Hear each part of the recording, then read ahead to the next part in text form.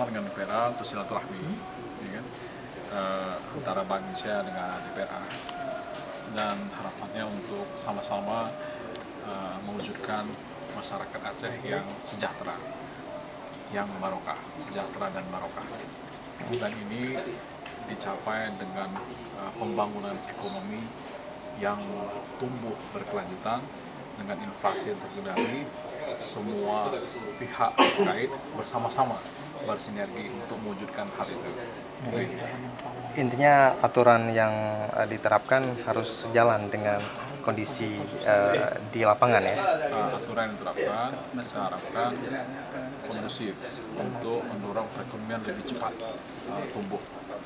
Tadi Pak saya dengar sedikit tentang investasi.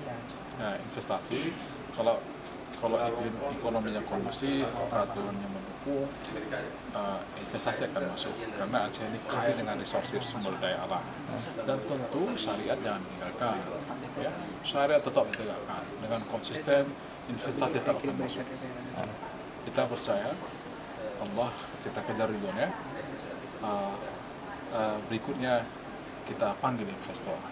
Kalau kita sudah berani tidak pun dalam Allah, ya kan, akan dampak buruk nanti yang dikhawatirkan ke depan.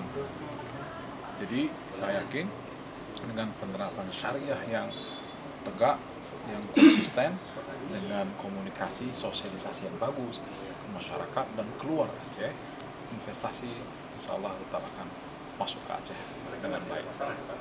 Yang kedua, barangkali ada semacam konsep-konsep yang ditawarkan oleh BI yang barangkali bisa kita terapkan di Aceh, ya. Sebagai contoh tadi disampaikan bahwa Aceh itu memiliki sekitar 2,5 juta ton per tahun, sementara yang dikonsumsikan hanya sekitar 800.000 ton. Artinya ada surplus di sini sekitar katakanlah 1.700 ya, atau sekitar 1.500 begitu. Pertanyaannya kemana yang surplus ini, gitu kan? Jadi ini yang gambaran disampaikan tadi. Juga hal lain, masalah sawit misalnya, ya. Kita sebenarnya sudah harus mandiri dari untuk minyak goreng seperti itu, tapi hari ini kita masih impor dari luar, ya.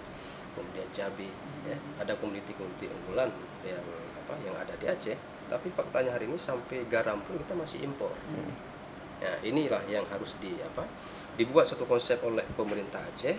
Kita harapkan juga dukungan dari BI sendiri sehingga konsep ini kemudian nanti akan kita jadikan sebagai landasan kita bersama yang tentunya kita harapkan dapat kita implementasikan di dalam kehidupan masyarakat Aceh.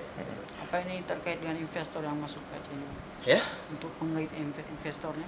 Iya, termasuk tadi yang disampaikan masalah investor. Ya, kalau cerita investor sebenarnya juga Aceh memiliki pengusaha-pengusaha yang tidak kalah dengan pengusaha di luar Aceh. Ya.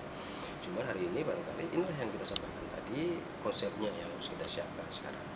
Konsep apa yang kita tawarkan sehingga pengusaha-pengusaha Aceh yang ada di luar Aceh yang sudah lebih maju, tapi mereka hari ini berada di luar Aceh misalnya, kenapa tidak misalnya mereka kita undang ke Aceh untuk membangun Aceh, gitu ya.